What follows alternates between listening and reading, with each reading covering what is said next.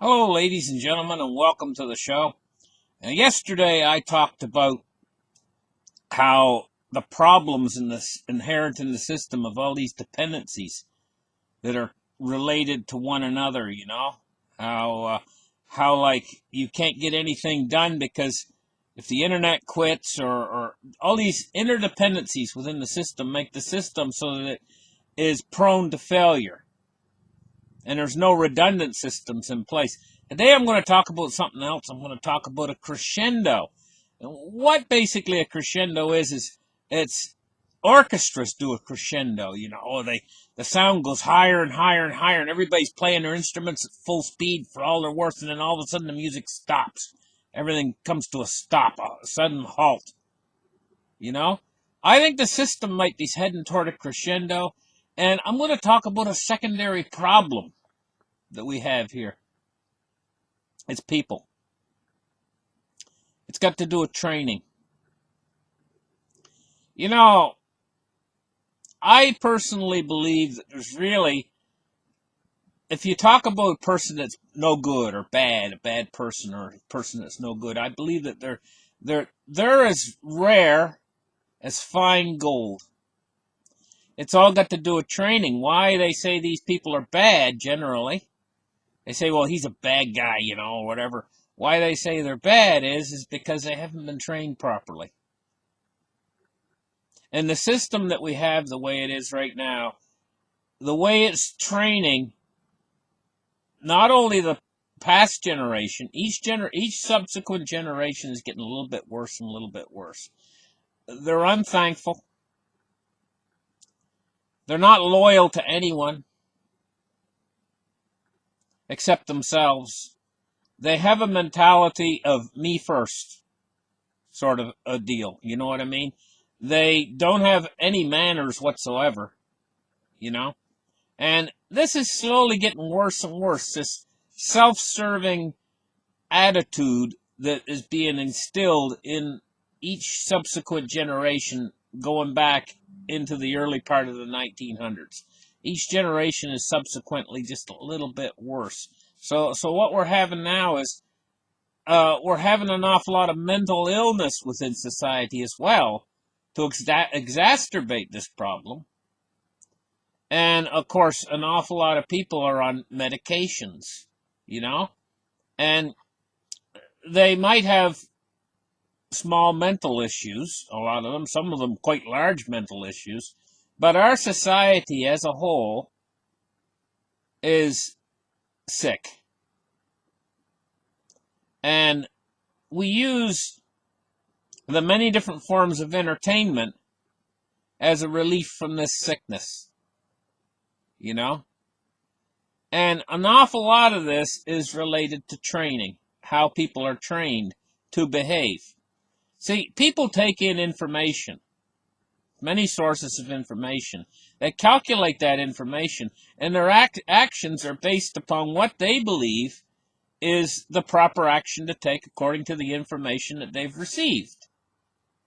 So if you feed them the incorrect information, then their behavior is going to be incorrect as well. An awful lot of it has to do with training, how they're trained to behave. Our societal values that we have, our morals, the things that we hold dear, everything about our society is manipulated by this training. And an awful lot of the younger generation growing up now has received no training whatsoever. Their training has been the information they receive from a tiny little black box that they all hold in their hands and they all look at constantly, 24/7. They can't live without that little black box, If you'd told people, if you go back in history, like maybe 100 years ago, and told people that, or even showed them, if you could bring them forward in time in a time machine, show them what this generation's like. First, take them for a ride in a car and put the car up to highway speed. They'd be scared to death at the speeds we travel at. But we all take it for granted. We're in the car going down the road at over 70 miles per hour. You know? I mean, they used to have saying a mile a minute. He's going a mile a minute, they'd say in the old days, you know. That's 60 miles an hour. Now we travel over 70 miles an hour. They considered that to be extremely fast. 60 miles an hour is like unbelievable speed. That's why they used it as an exclamation in what they said. He's going a mile a minute. Like, you know, we're moving toward a crescendo. Not just in the financial system. The financial system has been over leveraged to the point where it's unsustainable. It's like a crescendo there. There's a crescendo in all of these bubbles that are being blown up by zero interest rate policy. It's all building up to something. Everything in the world right now is building up to something. Now we got a disease out there. None of us know what it's actually going to do next. Could it trigger this crescendo? Well, I'm not sure. I'm waiting to see, just like you guys, you know. But I do know that we are heading toward a crescendo, disease or not. We're heading toward a crescendo in human history, unparalleled. And how are the people going to handle it? You know? Now, if we go back in history, we take a look at 1929. That was another period where we were headed toward a crescendo. And then in 1930s, after the stock market crash, that was like the music stopped. But how did the people handle it? Because we were in a different generation then. Their training was altogether different than the people that live today. Nobody was on meds back then. Now 3/4 of the population's on meds of one sort or another. What if they did? Even if they don't get their meds across America, can you imagine the situation? And you have to understand that a lot of these meds come out of China. You know, we're headed toward a monster of a crescendo. The music's going to stop, and so many different facets, like with gold and silver. They're all invested in SLV and GLD. They think they have gold and silver. Well, when this music stops, when the crescendo stops, they're all going to want the real thing. In exchange for they're not going to want dollars. We have these situations developing that are coming to a head, a crescendo. And it's ultimately, we have to take a look at how this generation's going to react. How not only this generation, but people who are a bit older in the previous generation, the baby boomers and this younger generation, how are they going to react and respond? Are they going to respond the same way as our ancestors did back in the 1930s when we had the crescendo break back then and people had a better attitude? They were able to conform to the problems and they were able to pull themselves up and get out of the problem when it happened, through cooperation, you know? But how are they going to respond today? Are they going to go completely insane? What are we going to do?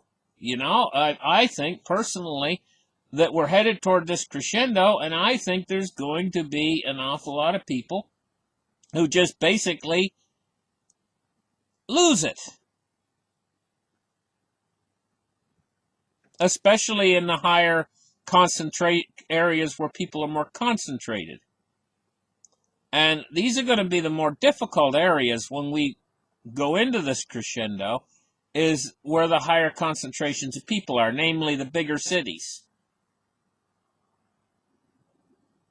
Because these cities around the world, and in the United States is no exception, and also in all the other countries is no exception, all the cities are completely dependent.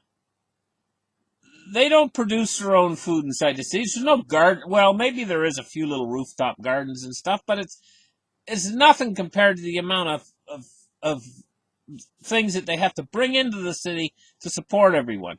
We're used to having fresh food and groceries and everything else in the stores fully stocked in the cities, you know. and everybody's used to that. They don't realize what happens if that stuff is not delivered to the city. The electricity's always pouring into the city. What happens if it's not available? What happens if the water pressure drops in the city and you turn your tap on that spits and sputters and all of a sudden brown crud comes out of your drain, out of your tap? What do? Humans cannot survive for more than 48 hours without water. And you've got millions and millions of people all stacked on top of one another in the city, and they can't even get out because the highway system leading out of the city, it would be so packed, and then people would run out of gas or whatever on the freeway, and the roads out would get blocked, and it just could turn into a total nightmare in the cities, if we have some sort of a situation where everything just basically comes to this crescendo and stops. And for people out there who think, oh, that's impossible, something like that could never, ever happen. We could never have some sort of a crescendo where everything all of a sudden just breaks down within the system. The whole structure of the system breaks down. Well, they can't foresee that there's a myriad of things that could actually make that happen. Potential threats out there. There's volcanoes, there's earthquakes, there's diseases, there's meteors from space, there's just endless things that are just waiting, crouching at our door to create this crescendo, but we've also created a system that's vulnerable to it. We have several generations now, and each progressive generation's got worse and worse at how they would end up handling this. Some of them would just sit there in the middle of the street and scream because they don't have their meds. I mean, that's not going to, like if you go back into the 1930s, people were helpful. They were willing to lend one another a hand. If there was a disaster, they would be supportive. Now we just have a bunch of people that even if their cell phone doesn't work, they're going to go nuts. How's that going to accomplish anything? If anything, it's going to break things apart even further. So, the way I see it is, I've been talking to my viewing audience out there for quite a while now, and I'm telling you guys, it's ever more important today than it ever has been in any of the shows I've ever produced to clean out a closet in your house, put some bottled water in there, put an emergency medical kit in there, get yourself some toilet paper, get yourself some canned food, get yourself maybe some dried rice, and some noodles and a few other things like that, and put in there and fill the closet up, while you still have time. And as far as the monetary system's concerned, you should put away some $5 bills for yourself, because cash will be king if there's some sort of a crisis. Very unlikely, you might not be able to use your debit card, and they might only take cash. And you might want to store away a little bit of silver or gold, or you might want to store away a few cryptocurrencies for yourself as well. And you got to think ahead in situations like this, because if that day were to come and you were to turn on the news and the world's going crazy, which I believe is exactly what's coming at a certain point, you want to be able to not have to try to rush down to the local Walmart or local Target or whatever store you're going to go to, and you go in there to get some bottled water, and the shelves have already been stripped out bare.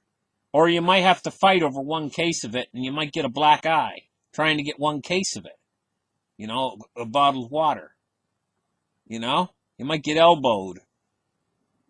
I mean, seriously, you could even get hurt trying to get a little bit of water for yourself when that day comes.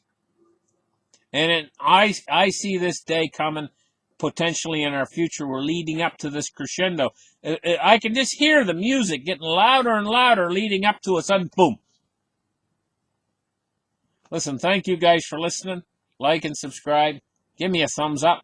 We'll catch you guys in the next video. Bye-bye.